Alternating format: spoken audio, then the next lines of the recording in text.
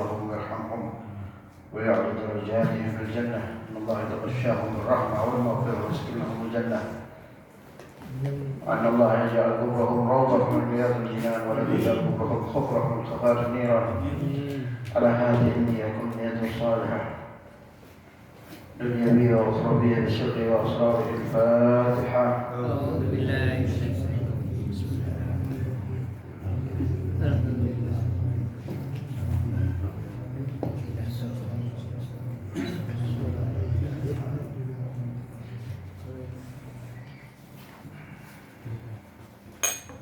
السلام عليكم ورحمة الله وبركاته.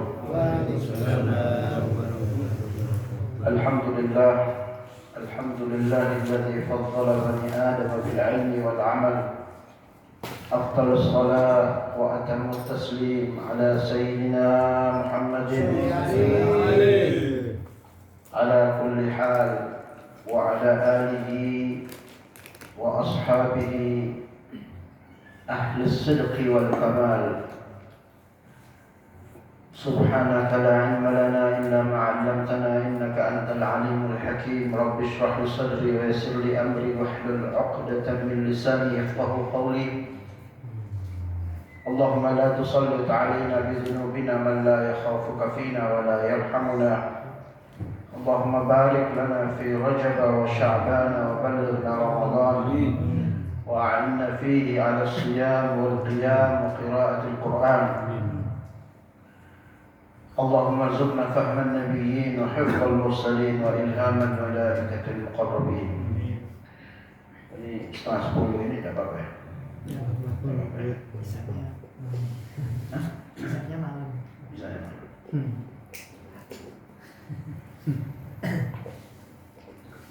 Alhamdulillah, kita bersyukur kehadirat Allah Subhanahu wa Ta'ala yang telah memberikan kita begitu banyak nikmat dan karunia sehingga kita diberikan taufik dan hidayah untuk melangkahkan kaki kita sama-sama bersolawat kepada Nabi kita Muhammad sallallahu alaihi wasallam. Lalu kemudian kita sedikit-sedikit kita sama-sama mengaji. Kita ambil daripada warisan peninggalannya Nabi kita Muhammad sallallahu alaihi wasallam. Dan mudah-mudahan dengan ini kita punya dosa-dosa diampuni oleh Allah Subhanahu wa taala. Ada satu kisah, ini kisah sangat masyhur. Seorang tabi'in kalau tidak salah namanya Utbi. Sayyidina Utbi ini satu waktu sedang duduk di hadapan makamnya Rasul sallallahu alaihi wasallam. Sedang duduk. Lalu datang seorang Arabi, seorang Arab, langsung berdiri di hadapan makamnya Nabi. Ini orang Arab langsung mengucapkan syair, ada syair pujian, syair memuji kepada Nabi. Kemudian dia melanjutkan dengan berkata, wahai Rasul, sesungguhnya aku pernah mendengar firman Allah Subhanahu wa taala, walau annahum idzalamu anfusahum fastaghfirullah ja'uka fastaghfirullah wastaghfar lahumur rasul lawajadullaha tawwaban rahima. Ini Arabi ini dia berkata, aku datang ke sini dengan dosa. Dan aku pernah mendengar firman Allah Subhanahu wa taala yang mengatakan, andaikan mereka itu menzalimi diri mereka dengan berbuat dosa, kemudian datang kepada engkau wahai Muhammad, kemudian mereka memohon ampun kepadamu, dan engkau juga memohon ampun kepada mereka, niscaya mereka akan mendapati Allah itu Maha Pengampun dan Maha Penyayang. Jadi ini berkat wasilahnya Nabi Muhammad sallallahu alaihi wasallam. Ya. Tadi di Burda dikatakan wa alan yafutal ghina minhu yadan taribat innal haya yumbitul azhar fil akami. atau fil hukumi. Dikatakan Sahibul Burda mengatakan sesungguhnya tangan-tangan yang memohon meminta pertolongan kepada Nabi Muhammad SAW tidak akan pernah sia-sia. Ya. Diibaratkan innal haya yumbitul azhar fil hukumi fil akam. Seperti ya, air hujan itu mampu membuat hidup bunga-bunga di bukit-bukit yang tinggi. Kita tahu air hujan itu kalau turun dia merata ya. Tempat yang tinggi atau tempat yang rendah pasti kena air hujan. Begitupun dengan pertolongannya Nabi. Apalagi orang yang datang meminta kepada Nabi Muhammad SAW.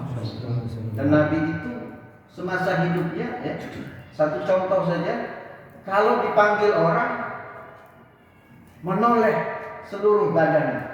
Ini tandanya orang pemurah dan tidak mau membuat orang lain kecewa. Kalau kita kan cuma melengos. Menoleh. Kadang diminta bantuan alasannya banyak. Nabi tidak pernah seperti itu. Ada pengemis datang kepada Nabi minta uang. Kalau Nabi tidak punya uang dikasih pakaian Nabi ini jual ke pasar. Itu Nabi Muhammad SAW. Itu gambaran Nabi di dunia ya. Seperti itu yang orang kalau datang memohon bantuan dengan Nabi tidak pernah Nabi mengatakan tidak. Ya. Itu Nabi kita Sayyidina Muhammad SAW.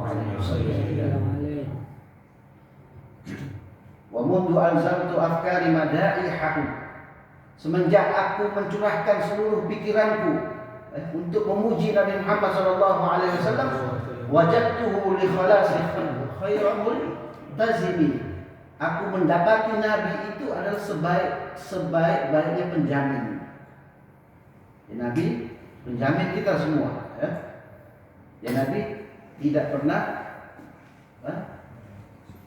memutus harapan seseorang kepada beliau.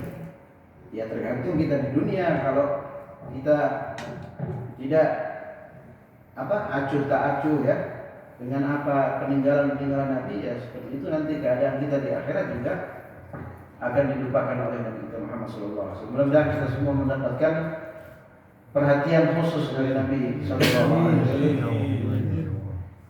Kita mulai saja. Bismillahirrahmanirrahim. Qala al-muallif rahimahullahu ta'ala wa nafa'na bihi wa bi 'ulumihi fid dharain amin. Bab ma yaqulu ala tayammumihi ya. Kita masuk di bab apa yang dikatakan oleh seseorang ketika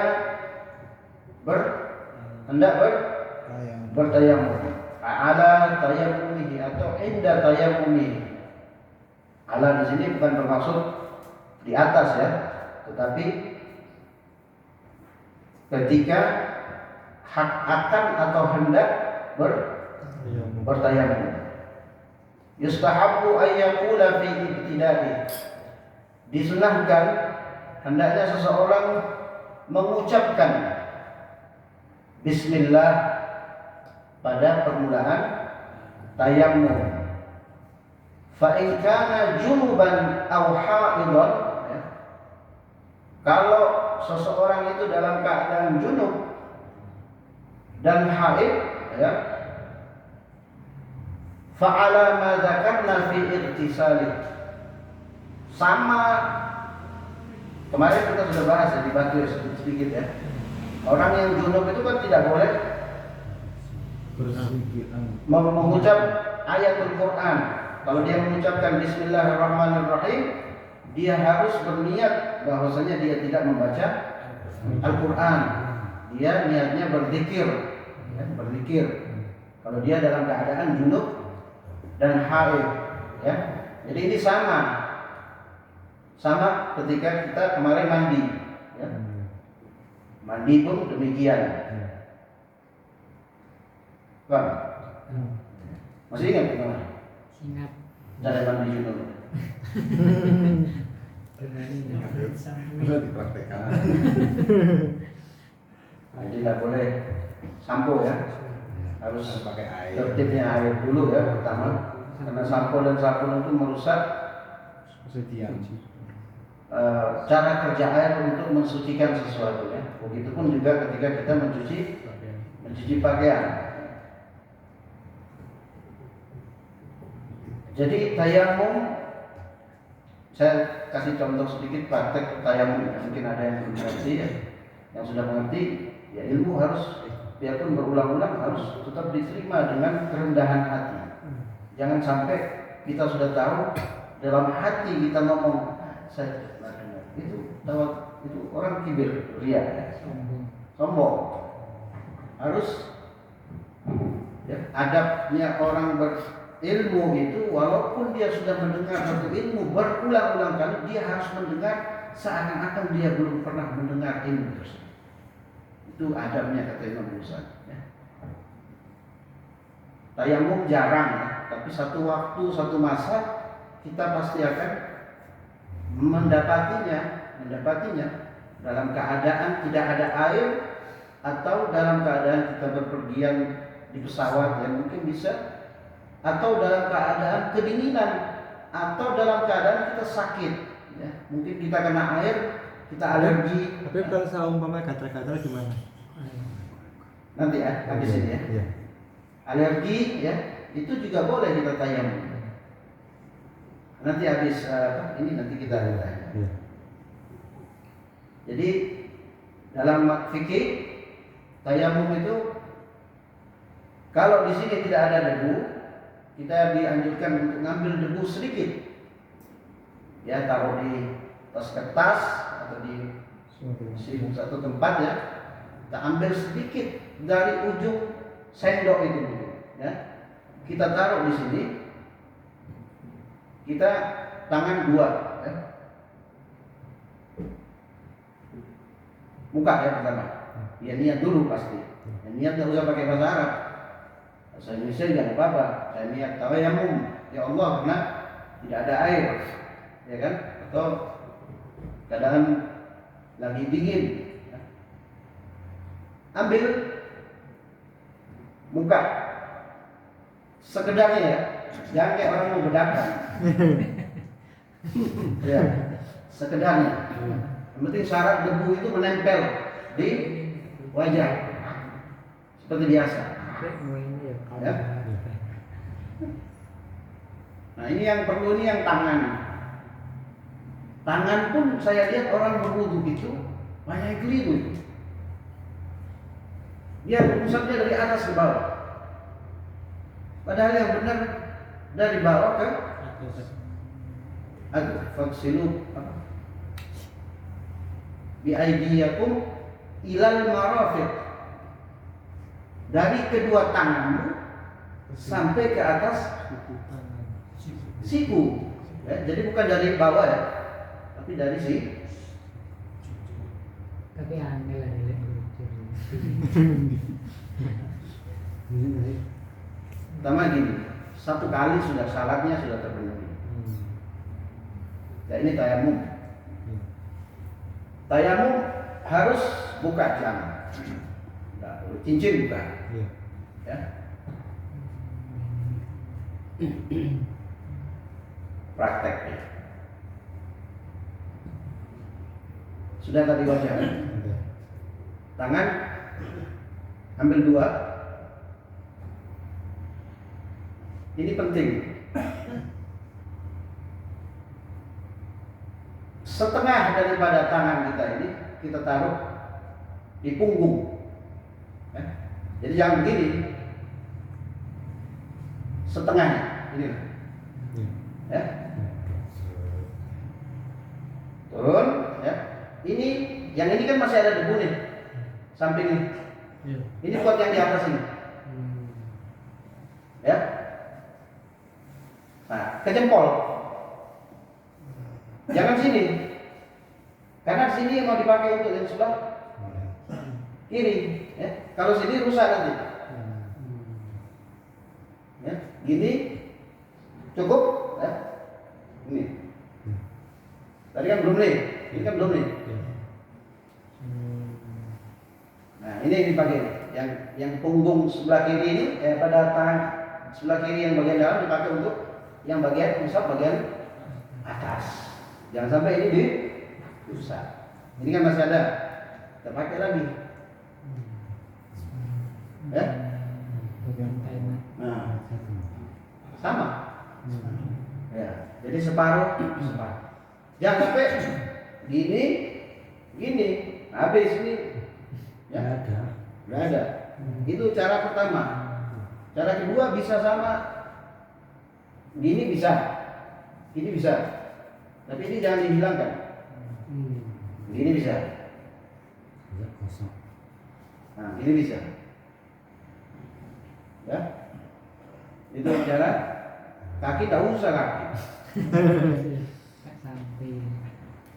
Itu cara tayamum. Mungkin ada yang lupa ya, mungkin diingatin lagi. Jamnya harus dilepas. Karena debu nggak sama seperti air sifatnya. Dia harus merata. Itu tayamum. Wa amma tasyahud, ya.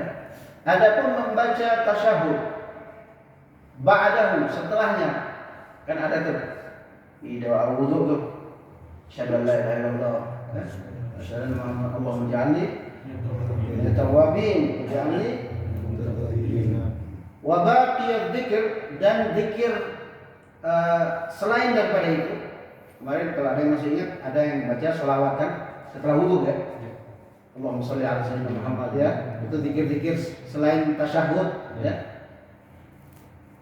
Al-mutaqaddimu fil wudu'i, yang sudah disebutkan sebelumnya itu di bab wudu.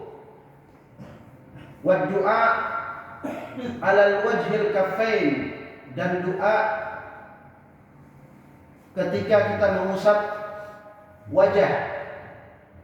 Allahumma bayyid wajhi ya. Yauma tabyaddu wujuh wa taswaddu wujuh ya. Mudah-mudahan Allah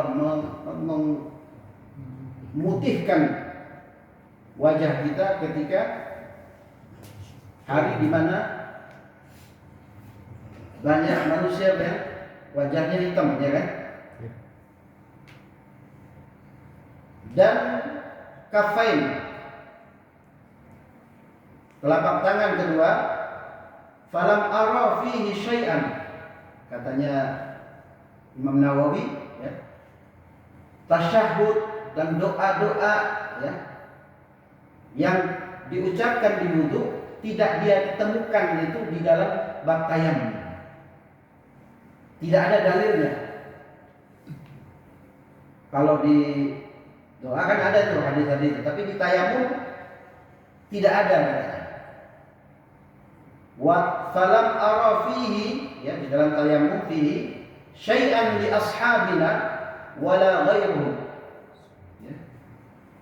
Di dalam mazhab Imam Syafi'i, ulama-ulamanya tidak pernah mencantumkan dalil mengucapkan tasyahud seperti sebagaimana ketika setelah berwudu di dalam bab tayamum. Jadi tidak ada dalilnya. Wa-dhahir, dan jelasnya anna hukmahu, hukumnya ala ma dzakarna fil wudu, secara jelas ya, hukumnya itu apa yang kita sebutkan dalil-dalil itu dalam bab wudu di dalam tayamum itu juga sebenarnya sama. Karena tayamum itu pada hakikatnya juga membersihkan anggota badan, sama seperti wudu. Ya, ini kejujuran pengarang kita. Kalau ada dalilnya ngomong dari dalilnya gitu. Tidak mengada-ngada. Ya. Ulama-ulama dulu jujur-jujur, ya kan? Kalau sekarang nyari dalil, ya. Itu bab tayamum. Kita lanjut. Babu ma yaqulu idza tawajjaha ila al-masjid. Bab yang dikatakan seseorang ketika dia hendak pergi ke masjid. Ya, tawajjaha, menghadap. Waqad qaddamna ma yaqulahu idza kharaja min baitihi ila ayyi mawdu'in kharaja, sama seperti yang telah kami sebutkan, ya, ketika kita keluar dari rumah mau pergi kemana saja, sama doanya. Bismillahi tawakkaltu 'ala Allah wala haula wala quwwata illa billah. Doanya itu. Mau ke masjid juga sama. Ya. Jadi keluar dari rumah babnya doanya sama. Wa idza kharaja ila al-masjid fayustahabbu ay yadhumma ila dhalik. Dan ketika seseorang hendak keluar ke masjid, disunahkan untuk dia menggabungkan, ya, bacaan bismillah, tawakkaltu la haula wala quwwata illa billah, itu digabung dengan hadis di bawah ini. Jadi setelah membaca doa bismillah tawakkaltu ala Allah, ada sebuah hadis ma rawainahu fi sahih Muslim. Hadis yang mendapati kami riwayat daripada kitab Sahih Muslim. Fi hadis Ibnu Abbas, dalam sebuah hadis yang diriwayatkan oleh Ibnu Abbas radhiyallahu anhuma, ya. Fi mabitihi fi baiti halatuhu Maimunah.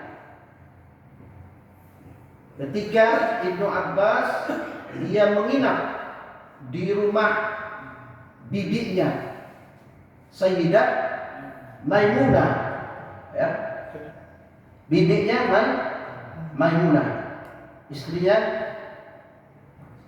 Nabi Muhammad sallallahu alaihi wasallam. Ini Sayyidah Maimunah ini. Jadi kalau bahasa Arab itu, ya, kalau kita kan adiknya bapak yang laki-laki itu perempuan, pamannya, ya, paman kan. Tapi bahasa Arab beda. Kalau adiknya, saudaranya bapak yang laki-laki disebut amun, paman. Ya. Kalau yang perempuan, saudaranya bapak yang perempuan disebut amatul. Nah ini kan kholatul, ya. Ini saudara dari ibu, saudara perempuan dari ibu disebut kholatul. Kalau laki-laki kholun, khol. Ya, ada perbedaan, ya. Kalau kita kan sama kan, paman, bibi itu kan, Pak Le, bule, ya. Bahasa Arab enggak, ada perbedaan. Sayyidah Maimunah dinikahi oleh Sayyidina Muhammad sallallahu alaihi wasallam, ini merupakan istri yang terakhir yang dinikahi oleh Nabi. Ya.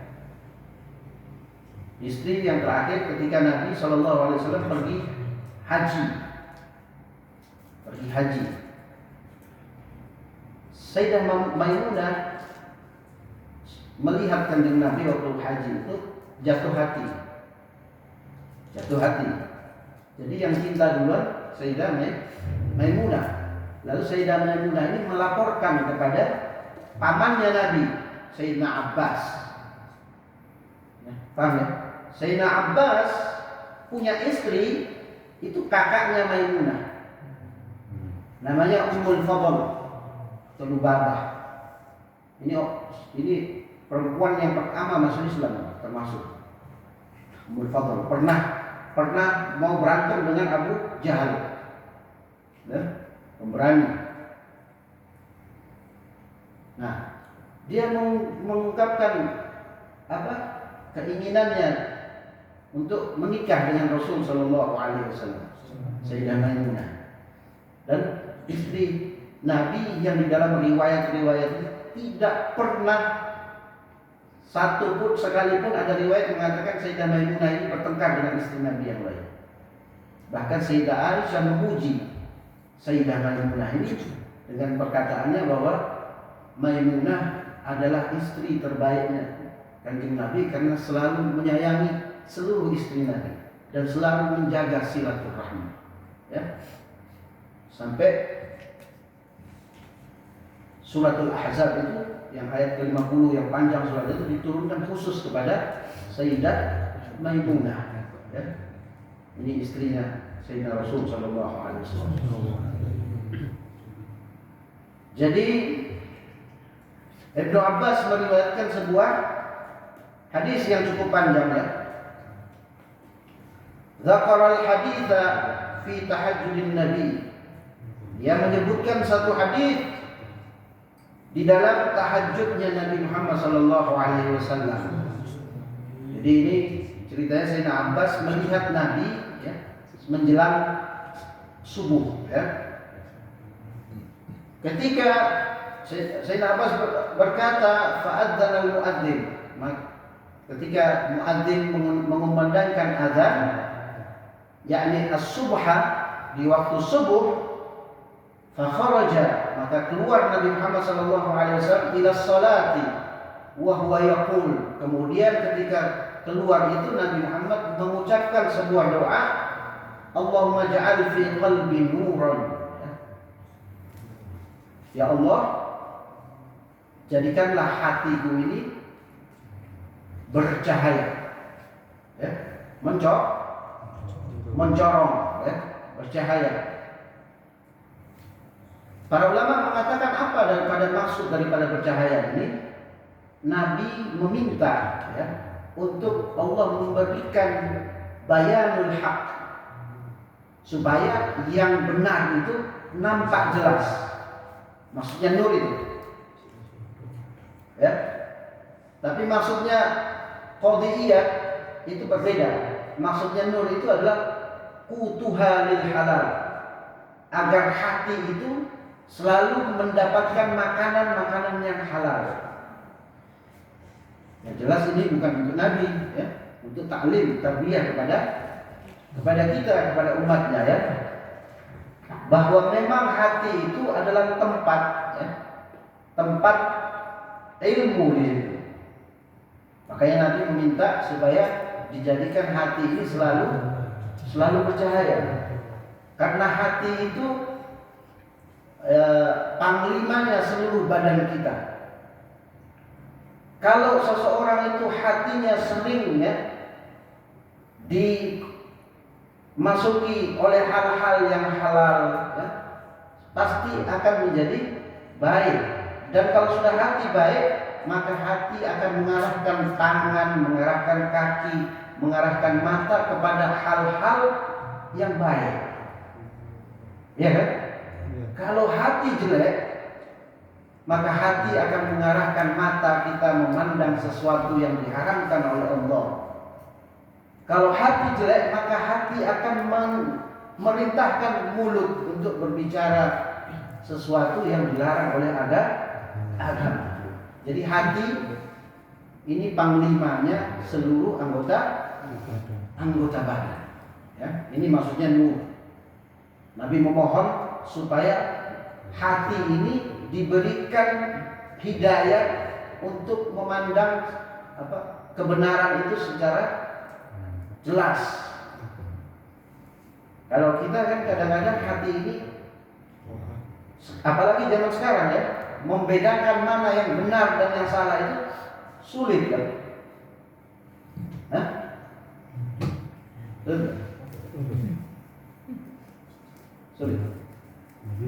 Sulit. Apalagi banyak berita-berita yang hoax, yang bohong, ya. Yang satu bilang ini, yang satu mengatakan seperti ini. Ini hati kita. Nah, ini maksudnya Allahumma ja'al fi qalbi nur, jadikan hatiku ini bercahaya. Bercahaya apa? Bayanul haq wa diya'u wal hidayatu ilaih. Supaya hati kita ini gampang, ya, memilah ini benar, ini salah. Ya, itu baru Allahumma ja'al fi qalbi nuran wa fi lisani nuran. Ya. Dan dalam lisan, ucapanku cahaya, ya. Waj'al fi sam'i nuran waj'al fi basari nuran waj'al min khalfi nuran wa min amami nuran waj'al min fawqi nuran wa min tahti nuran Allahumma a'tini nuran. Jadi di sini ketika Nabi mengucapkan anggota badan itu menggunakan kalimat jar fi. Ulama mengatakan apa? Karena hati adalah tempatnya ilmu, ya. Kan tempatnya ilmunya hati. Tempatnya makrifat. Tempatnya kita mengetahui segala sesuatu itu dari hati. Iya kan? Makanya dikatakan memakai kalimat kata fi, ya. Dan mulut, pendengaran, telinga itu menjadi sebab masuknya cahaya ke hati. Nah, ketika Nabi mengucapkan arah, ya, dari atas nur, dari bawah cahaya, itu Nabi menggunakan kalimat min. Di situ ada. Ya, min. Karena min itu, ya, adalah isyarat bahwa hidayah itu datang dari arah yang disebutkan tadi. Ya, paham nggak? Dari belakang itu datangnya hidayah. Dari manapun itu kan kita melihat segala sesuatu, mendengar azan itu kan dari arah atas, belakang, ya kan? Depan. Nah, itu menjadi sebab, ya. Makanya itu juga Nabi minta segala arah agar seluruh hati kita itu selalu mendapatkan hidayah dari Allah Subhanahu wa taala. Ya, itu nuran, maksudnya nuran.